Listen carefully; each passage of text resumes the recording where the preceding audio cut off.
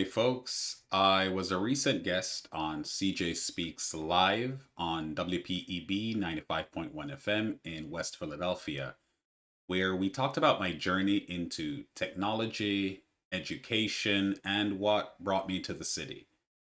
We also talked about issues relating to diversity and representation in technology, something I'm very passionate about, and what we as a city and as a country should be focused on to improve the lives of everyday Philadelphians.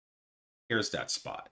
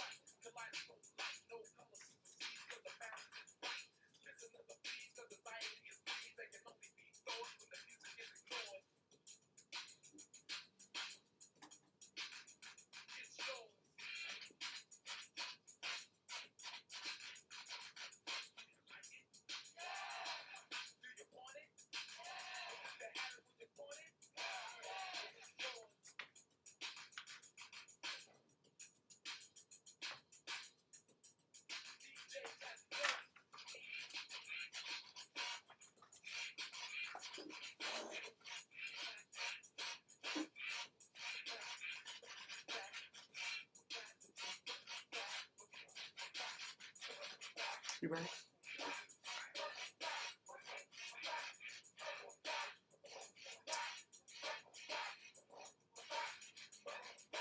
All right, Philly. We are here live. We are here live at WPEB 88.1 FM and 95.1 FM. I am CJ, and you are listening to CJ Speaks Live. We are here every Tuesday from 5 to 6 p.m. And today in the studio with me is, wow, I met this brother some years ago at a meetup session when I was just getting out the house and trying to meet new people. And I met this brother at a meetup, not to know that we would be meeting up again on a glorious day in 2025. So what's going on, brother? Who are you? Hey CJ, I am Carl Morris, uh, resident of Cedarbrook up in the northwest of Philadelphia, and it is great to be here with you. Awesome, Carl. It is so glad to have you. I am just so elated that you said yes to the guest appearance to be on the show. My pleasure. And I know that you are a vast individual, as I just saw you at the AI session 2, because that was the second one. And I think we were at the first one as well, at the P4 Hub. Yes, I believe so. That might have been last year, I think. I think was, so. Part one. Yeah. Yes, that was part one. I think I spread it out. Yes. So it is great to have you today. And just tell us maybe a tidbit of who you are. Sure. The interesting story is very long, so I'll try to give you the shorter, slightly less interesting version. So, born and grown in Jamaica, Kingston, and I came to Philadelphia in 2006. Back then, I was living up in the Northeast, back and forth between Philadelphia and Jamaica because I was still in school there and had a job. Ultimately, I went to Miami for grad school. And then in 2014, I took a professorship at Temple, and I've been there ever since. Wow. So You are Jamaican. Born and grown. Yep. You were born and raised in Jamaica. Middle of Kingston 19. Oh, wow. So I don't want to sound like a tourist or an ignorant black woman, but why Philly? So there were connections. So as I said, it was the first place I landed. So my mom was here, and I moved here in '06, got my green card. So this was the first place I knew when I came to the United States. When I went to grad school in Miami, that was sort of the path of least resistance, since when I was in Jamaica, my undergrad was with a Miami university. So being there for 5 years, at the end I had this very interesting comparison, this interesting juxtaposition between what life was like in Miami versus what life was like in Philadelphia. And there were a few other options on the table, places I'd visited for shorter periods of time, but comparing the two, I knew I had to get out of Miami. That was the first thing. It's a great place to visit, not that great place, not as great a place to live. No? No, definitely not, in my opinion. Okay.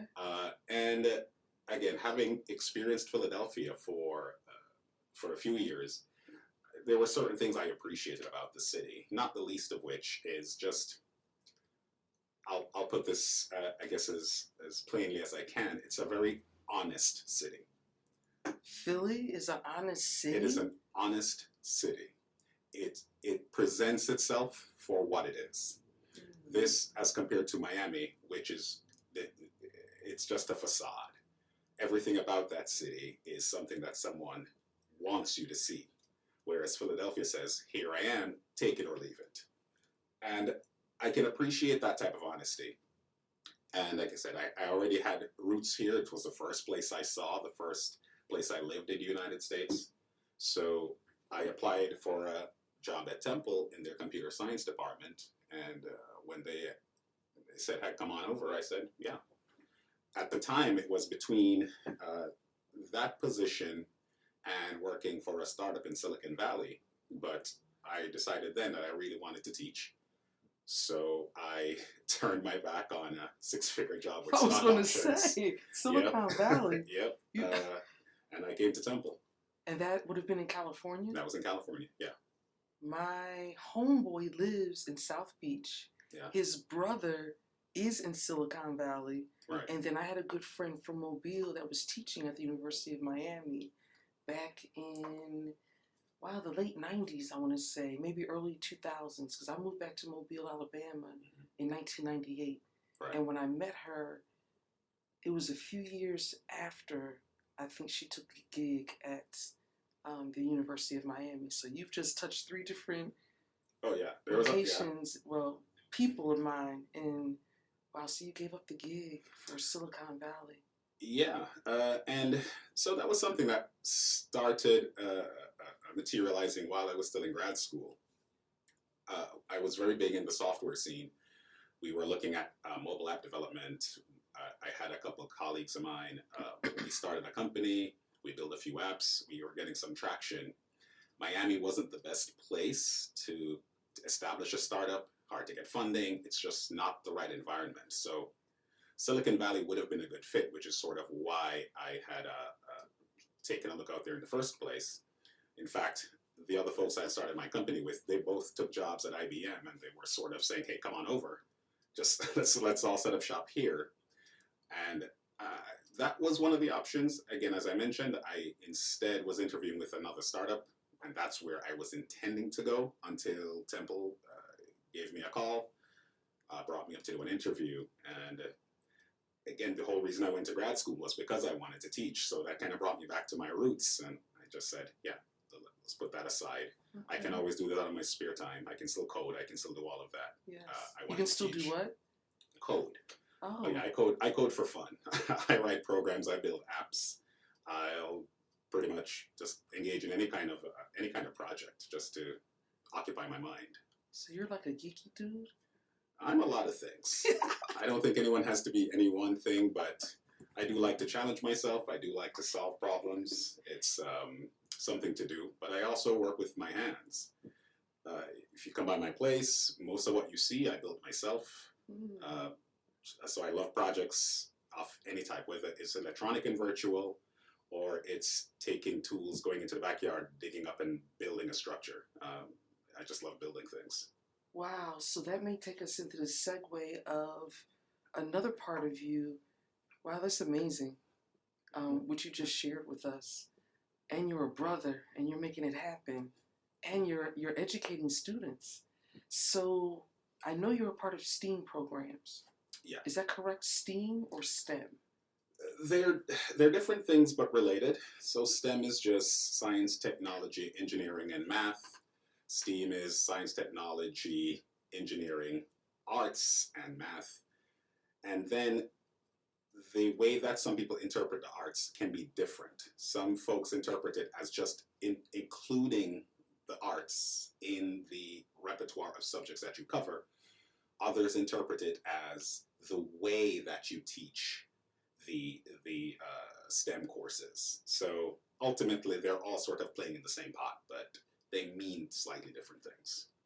So I just want to go back to Temple, Sure. And you are a professor at Temple. Professor of computer science, yes. Ooh, I'm digging that.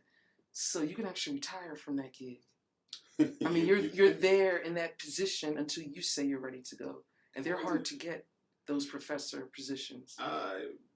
There are more details, but by and large, yeah. Ultimately, that's what it boils down to. As long as you're doing the job you're supposed to do. So in that position and teaching technology, what do you teach at Temple? So I teach computer science broadly, computer programming, system design, things of that nature. I try to tell folks, if it matters, and most times it doesn't, but computer science is a field that's closer to mathematics than it is to what you might think of as, let's say, IT or other things. It's more of an applied math. Take certain concepts in mathematics, and you can find their analogs in computer programming. So having an appreciation or an understanding of certain mathematical concepts makes computer science a little easier. But regardless of kind of how you think about it, it does involve technology, it involves algorithms, it involves systems. So it's a lot of subjects that cover those areas. So are there a large number of students that are interested in computer technology? Yeah, computer science is, well, I don't have statistics, but short answer is absolutely. Okay. This started, I would say maybe a couple decades ago. There was this sort of influx that started and never really slowed down. There are certain fields that will always have, oversized interest. Things like lots of students will go into biology because they intend to be doctors or dentists or whatever else. People go to business school because they want to be in business school. They'll go to law school because, do pre-law or something else because they have an interest in being a lawyer. So that's kind of like a very steady stream. Whereas computer science really started to see an uptake a few years ago when desktop machines, or should I say a couple of decades ago, when desktop computers became more commonplace, where people started to have computers in their home and they were exposed. When tools became available, and folks started to develop an appreciation for what was enabled through computing and technology, and they now saw that they had access to it. Then a few years ago, I think it was probably 2013, then President Obama had basically put this initiative out there that anyone can code. And at the time, that really directed a lot of attention, at the middle school, high school, even the elementary school level. And there was this sort of explosion of folks now exploring computer programming, recognizing very early that they may have had an affinity, they may have had an interest, or at least they started to explore it because there was now this exposure and this attention.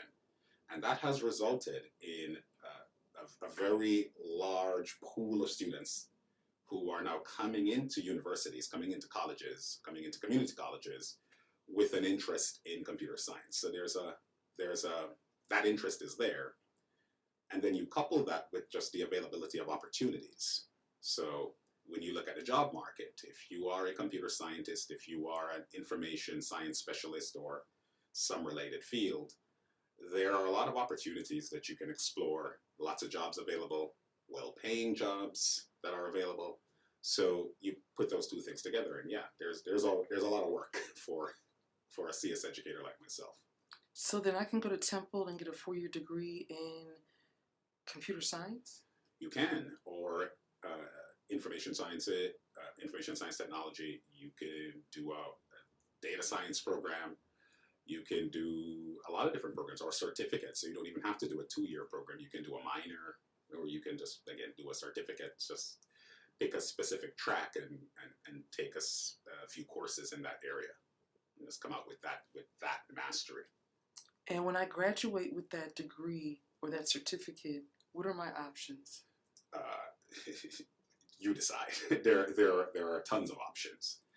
There's no area, there's no field that is not in some way touched by technology broadly. So let me try to broaden the umbrella here. If you are a technology specialist, you can pretty much walk into any field, into any area. That's industry, that is academia, that's research, that's government. If you want to do, more low-level research, sure, the options slim, but there are still many options. There are lots of labs out there. So you can go to Facebook, for example, or Meta, as it's now called, and you can work as in their network operations. You can work on their back-end systems. You can be a front-end developer. You can just be an operations manager. You can work in their research labs, looking at creating algorithms that are optimized for certain types of tasks. So you and I, Facebook to us is just an app on our phone, but Facebook is tens of thousands of technologists building the systems that allow these applications, Facebook, Instagram, WhatsApp, to operate. And again, that's just one company. And that's a company whose job it is to push out a technology product. But every company, every business needs technology. So again, the world's your oyster. So if I graduate with that degree, I could go to Silicon Valley then, from what you just shared. You could, absolutely. Wow. And there are always jobs available. Take a look at any job website. You can go to Silicon Valley, or you could go to King of Prussia. We have quite a few technology companies who have set up shop in the burbs right here. SAP. Just off the top of my head, I have a friend that works there, so we've had conversations recently. Or you work at one of the pharmaceutical companies. Again, they have a need for technologists. They have need for people who can build and manage systems, who can build and manage databases, who can build and manage AI systems. Now that's the new hotness. So AI. There's there are options available. There are options on the table. So the ChatGPT, is there a technologist on the other end of ChatGPT? There are tons of technologists on the other end. Yeah. So are they the ones, like if I say I want a flyer for X, Y, and Z, and I put that into the chat box, does that person on the other end actually do that for me, or is it actually the I hope I don't sound out of pocket here. No. Or is it the ChatGPT that's literally doing that job for me? No, ChatGPT is doing it for you. When I say there are technologists behind it, I only mean that they built it.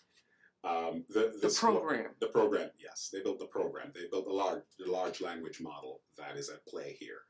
What you're describing does exist. There is this thing called Wizard of Oz, where for certain systems, especially while they're under development, you'll be interacting with a website or an app, and you might think that there's a program in the background, but in reality, you may have a person there doing something. But in the case of ChatGPT and these other large language models, that is not the case. What you have here are researchers who are looking at ways to optimize these large language models, or what's called transformer technology, so in such a way that when you give it a prompt, it can respond in a realistic and accurate way. And as far as the accuracy is concerned, that's not a solved problem. That's why we know that, or we've all seen examples rather, of where the system will respond in a way that is that misses the mark, whether it's hallucinating and it's made up facts and figures, or it simply fails to comprehend exactly what you're trying to have it do, or its capabilities are limited and simply cannot deliver what you ask for. There's always work being done in the background by researchers, by computer scientists, to extend and sort of correct some of these issues to make sure that the product itself and products like it work the way that we expect them to. So now I'm going to dig a little deeper into the possibility of people that look like me and computer technology coming to your class. Do we in elementary school and high school, we as in people of color, I Right. know at McCluskey they were doing coding. They had Right. coding classes at McCluskey. But that Sure. was, I'm not sure how long ago that was. I think I was at Roosevelt during that time.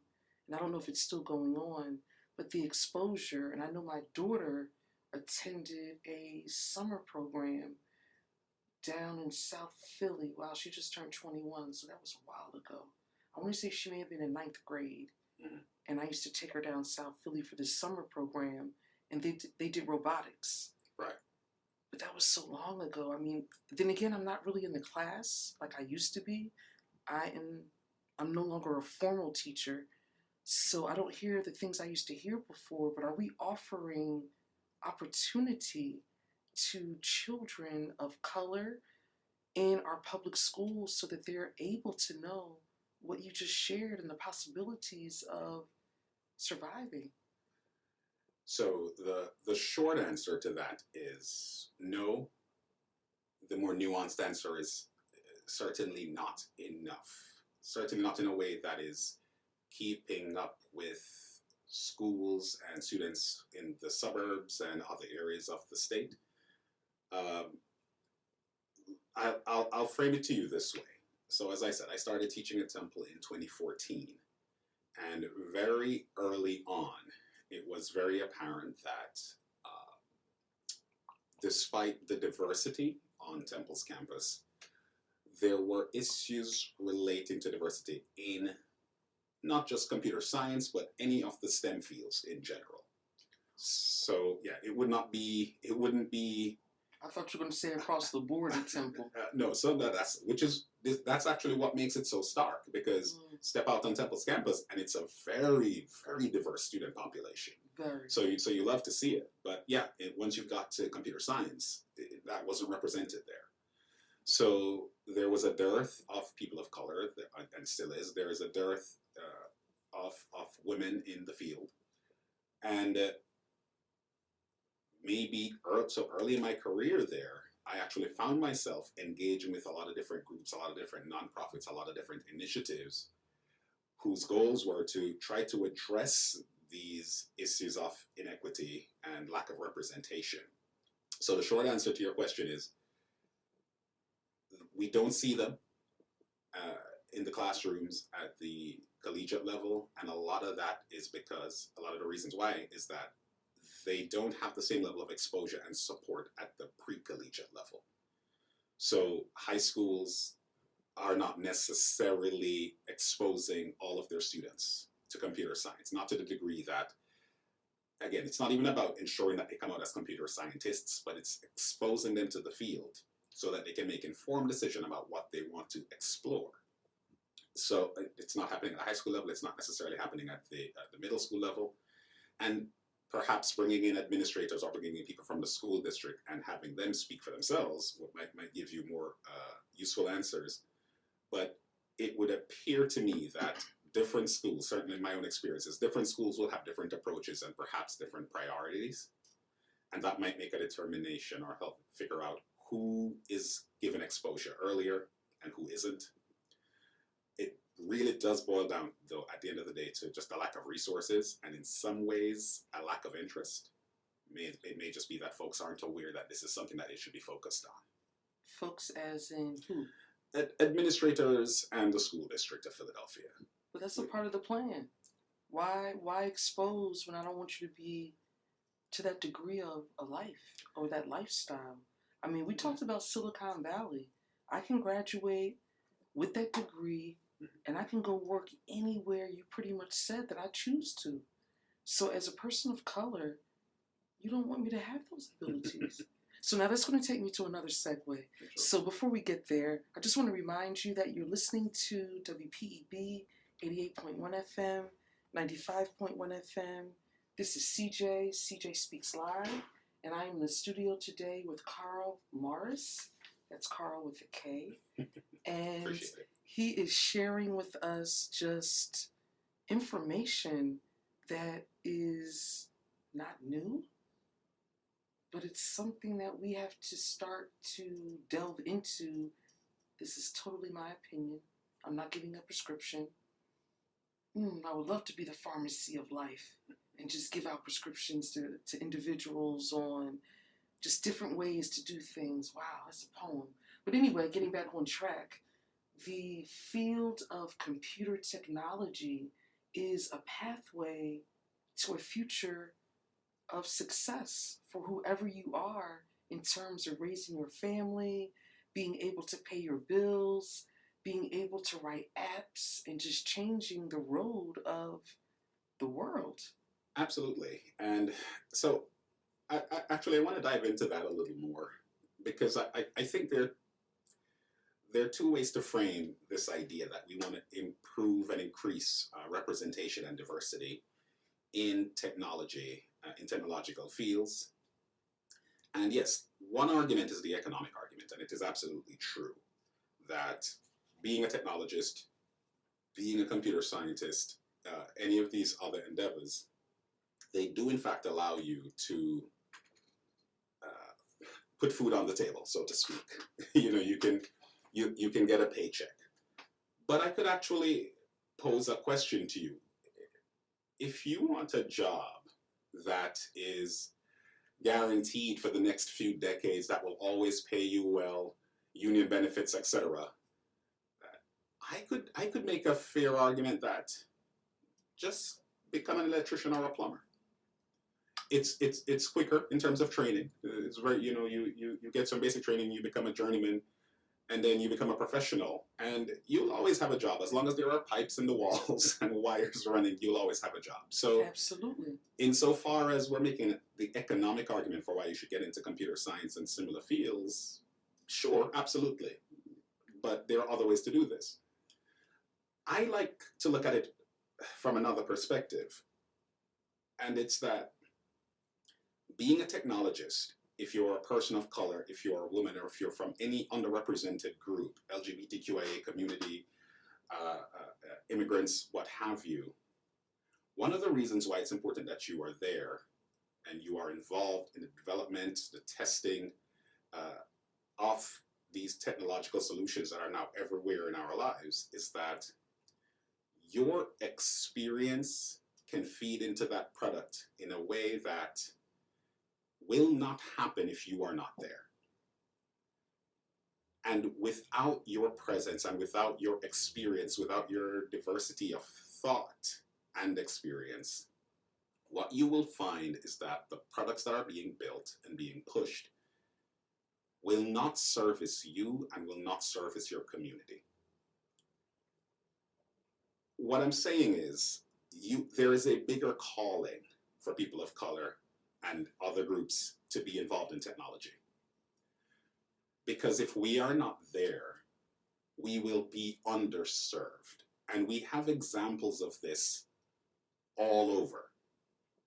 We have examples where ride-sharing apps would have issues relating to individuals. If you're a black man and you're trying to book a ride on one of these ride-sharing apps, there was a higher percentage of cancellations by the driver because they saw a black face or they saw a black-sounding name. And the reasons, I don't want to get into anybody's head, but we understand that there's a historical context associated with that. There's this notion of, there's a generation ago, and not even that long, but let's use an extreme example. A generation ago, it would be difficult for you as a black man to stand in the corner and wave down a cab. That guy might drive past you, stop at the next block over and pick up a white man and then go off. That thinking hasn't gone anywhere. All the technology has done is made it easier for that cabbie, so to speak, to skip the individual he'd rather not pick up and drive off with somebody else. Having somebody in the room who, when this product is being designed, when it's being developed, when it's being tested, having somebody there who can say, hey, so here's an experience I have when I am trying to get a taxi, or here's an experience my father or my grandfather told me about. So there's this sort of generational knowledge that's passed down, and that can now be explained and that can now be addressed. It's like, how can we make sure that when we build our product, this doesn't happen? And that thinking now can be at the forefront rather than the company having to react, which is ultimately what has happened. Because the situation I'm describing is not a hypothetical, this has occurred. And the companies have to respond, they have to react after there are articles written and the PR nightmare that they have. They now go back to drawing board and they think, oh, how can we do this? Or maybe we'll hide the pictures of the persons and we'll hide the names until after the right is accepted, and then we'll collect certain statistics so we know who's doing what and we can monitor this type of behavior. You don't get that if you don't have people with the experience in the room. It's not that the people who are designing these applications don't care. It's not that they are racist or even ambivalent in some ways. It's that they don't know because it's not their lived experience. It's not the lived experience of anybody they know, or their parents or their grandparents. So it doesn't occur to them that these are the type of considerations that should be involved. That only happens when there's a black person or a brown person in the room. It only happens when there's a woman in the room who can say, when I'm in a cab, I have this concern about my safety. But if you have a room full of men who don't have that daily experience, they don't think, how can we address the safety of our passengers? Correct. So again, yes, you can make the economic argument as to why people of color, just to pick one group, should be involved in technology, and it's true. But I'd argue that as a service to your community and to yourself, we need to have more people who have these diverse experiences in the room, contributing and building these products.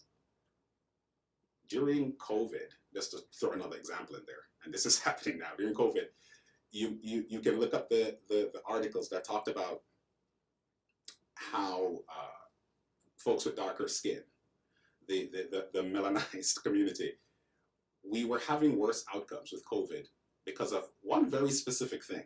I mean, for a lot of reasons, but one in particular, the pulse oximeters, the little devices you would place on your finger that would tell you how oxygenated your blood is.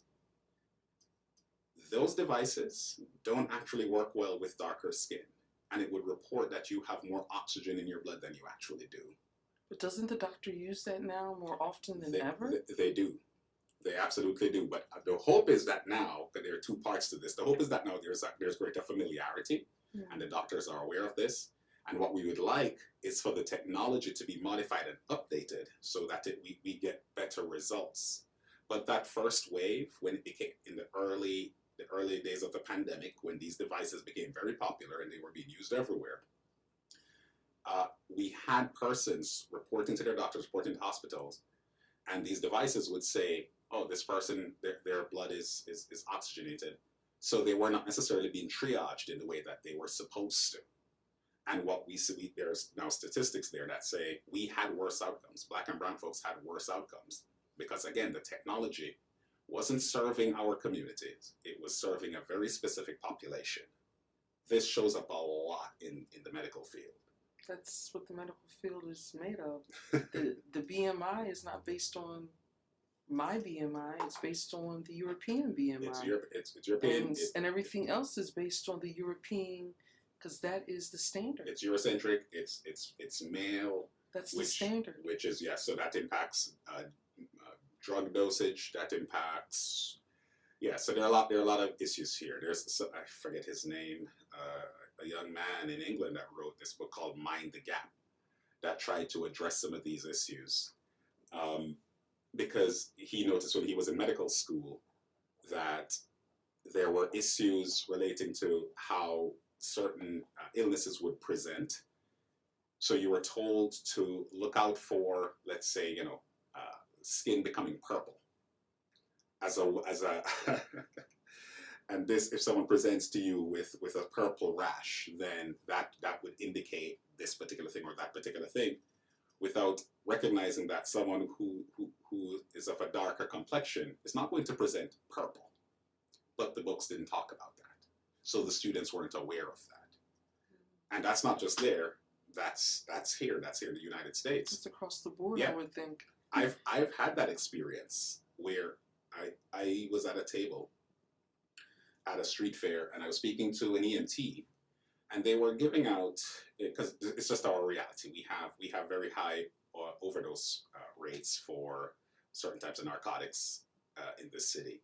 So in an attempt to sort of help ameliorate the issues relating to overdose, you can get these vials of Narcan that you are advised to, if you ever observe someone overdosing, you can actually apply it yourself. So you can just be a good Samaritan. And we're told if you drive an Uber or something like that, keep these in your car. That's fine. But I remember having that conversation with But you're not picking up a black man. Okay. But you don't pick up a black man, but you have cans of Narcan in your car. Ideally. So then I'm uplifting the user. Not that I'm putting down the abused. I don't mean it in the aspect of we should not help those that are in need. Right. I'm not indicating that at all. Sure. But it's the way the system is set up where you can shoot with clean needles. Mm-hmm. Clean needles, and I'll give them to you to shoot up. And then I have a can of Narcan in case you need to be revived. But then my people don't know anything about coding, and they don't get picked up by an Uber driver. So the disparity just goes on and on. And not to get too far off of our subject, but it is just crazy to me. It's from all sides.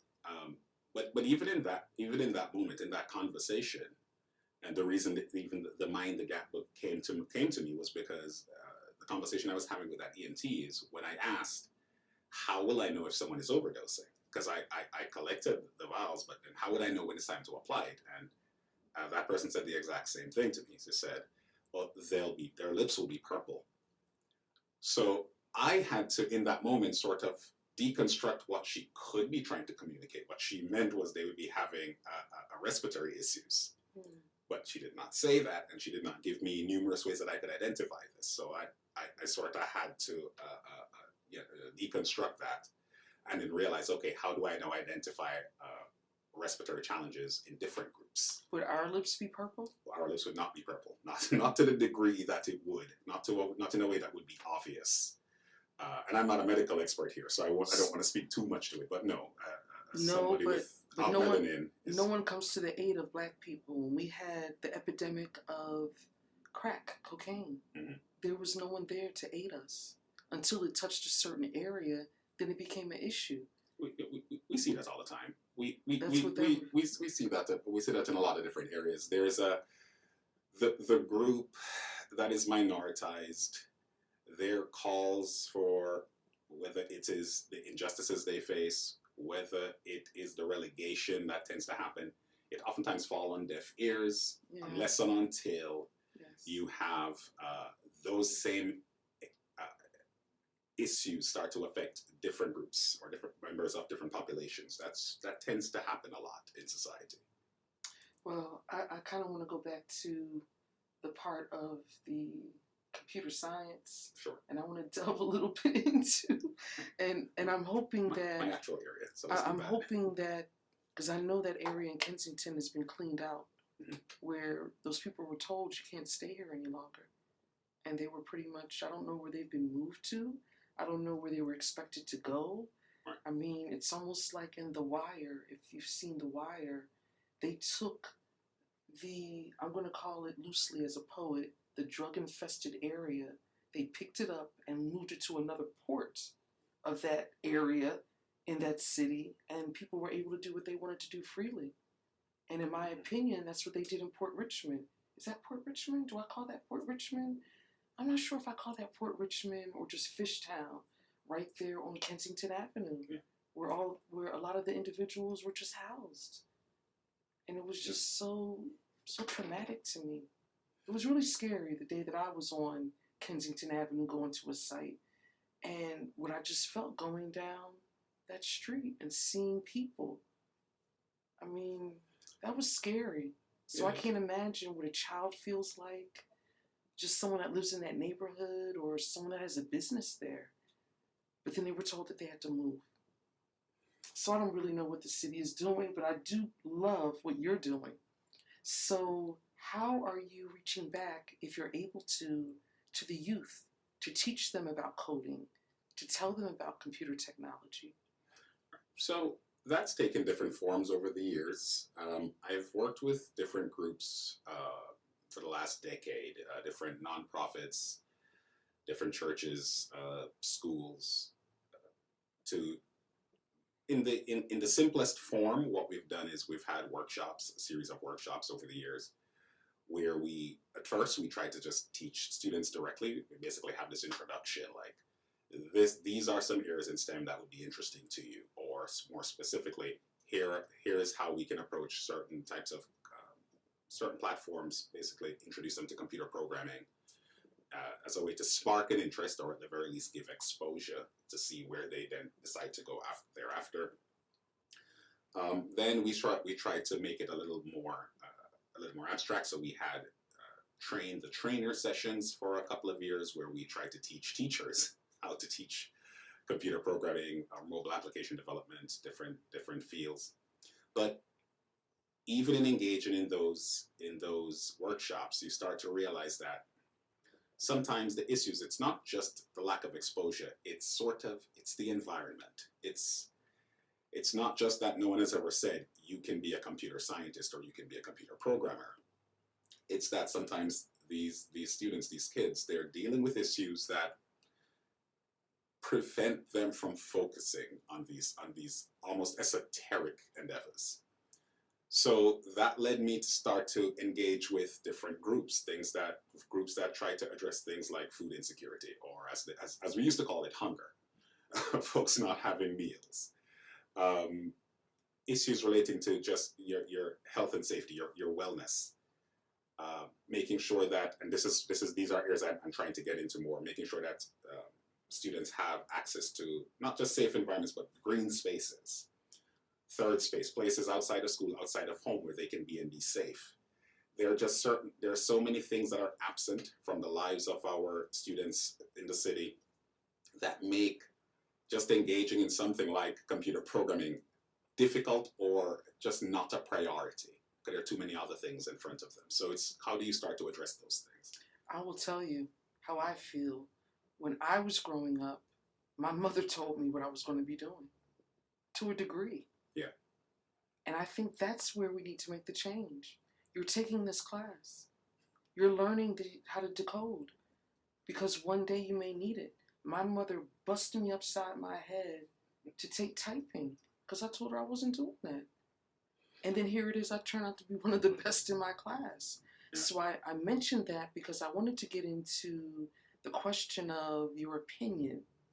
We don't teach typing. And we are a computer-based world.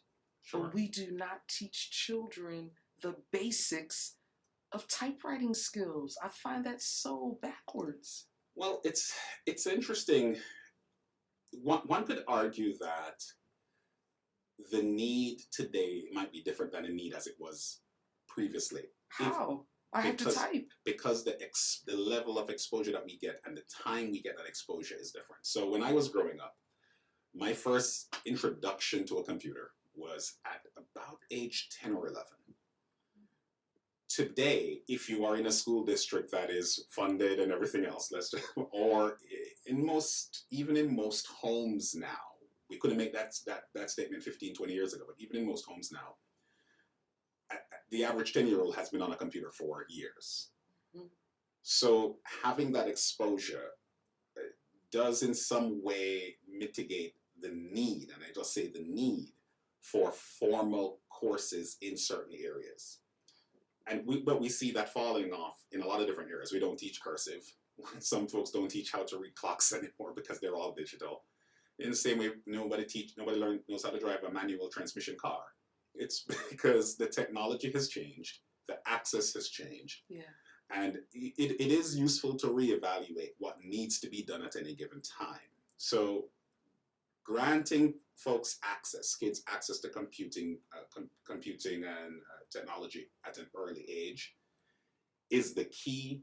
And I believe that once your usage increases, like I was never taught typing formally. I don't know what my word per minute count is, but it's decent. But no one has ever taught me. But it's just With your eyes open or closed. I can type with my eyes closed, actually, and it's just natural. I can type on a T9 keyboard with my eyes closed. T9 is the keyboard on the old cell phones. I could hammer out a text message with the phone in my pocket. So those were the days. But yeah, so I think insofar as the skill development is concerned, we can have a conversation about what type of skills should be taught where and when. In fact, it would be great if we could have the luxury of that conversation. But instead, what we are dealing with is issues relating to access. A few years ago, I was on the board of a private institution out in the suburbs, and it was a great school.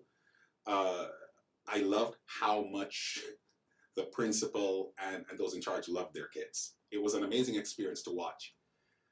But one of the things that just struck me was just how different the experience was of these students in this private school and the students in Philadelphia. Like at one point, the students in the school, they had a live call with astronauts on the International Space Station, the ISS. And it was at this point I thought, yes, I love this for them. This is amazing. But I need to do more to make sure that the kids in Philadelphia are able to achieve even a modicum to get this type of access, to get these types of resources. Yes, not everybody's going to be able to make a call to the space station, but what can we do for them? So I had to sort of redouble my focus. I resigned from the board, not because of anything that they were doing. It was amazing, but I said I needed to bring my energy and my time to students here, to the kids here, the kids in North Philadelphia who are not getting that, and making sure that we're doing something, just something to move the needle, to improve the experience. So again, sometimes it's just about giving them the option, giving them the chance, giving them the opportunity, and you see how some students and some groups, they are showered with resources, they're showered with access, and you have some students who just can't dream of having these things. And that impacts them. That's why when I'm at Temple, again, you see folks on campus and it's great that they're there, that they've gotten that far, but then ultimately a lot of times they simply follow the track that they're most familiar with. And a lot of times that is not STEM, that is not computer science. And as such, we have this dearth of representation in the field that really needs to be addressed. Well, you know, it's interesting when you said I want to say the resource availability. You didn't say it just like that, but Sure. that's what I took it as. So then my mind went right to that video game. We have access to the video game. My mama bought me one of those. Mm-hmm.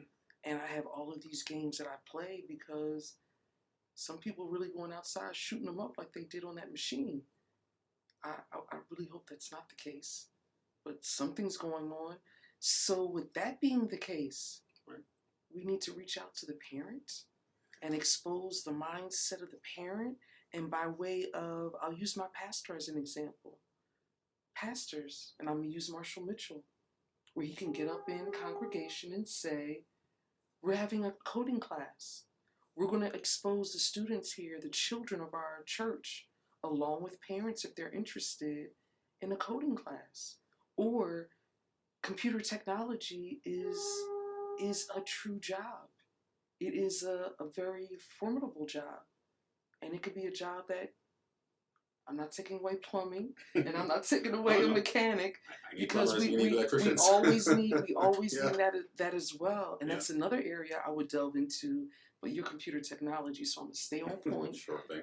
Because our youth need to really be aware and exposed. It's the exposure. Yeah. The exposure is what we need to be aware. And once we are aware of the opportunity, then we can decide, do we delve into this or do we not?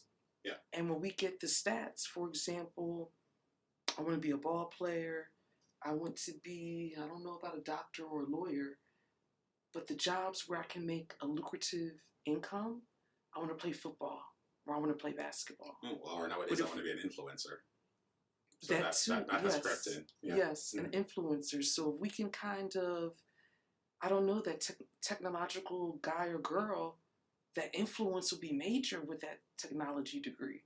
And then there would be so much they could do. So I don't know, a summer camp as a part of the city of Philadelphia's, because the city of Philadelphia offers all of these camps. Yes. Camp opportunities, I should say. And they're not costly. And those would be times of exposure for youth. So as a parent, those are the things I did for my daughter. I exposed her to different things so that she was able to see and delve into, which might help her to determine, this is what I'm interested in. Oh, this is what I liked. Oh, that I don't want anything to do with that, at least for that moment.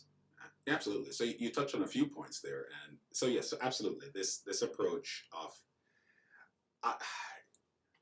what we do need is we need opportunities, we need resources. You're absolutely right, and some do exist. For example, so you mentioned like some of these summer programs are inexpensive. I'll do you one better. Some of these summer programs will pay the students. They're treated as interns. So like a lot of universities, I worked with a program for many years at Temple where students were brought in and they were called interns. They were paid a stipend and they were introduced to different areas. I ran the computer science group, but there was a geography group, there was an arts group, there were lots of different groups, and we did that for many years. It doesn't exist any longer?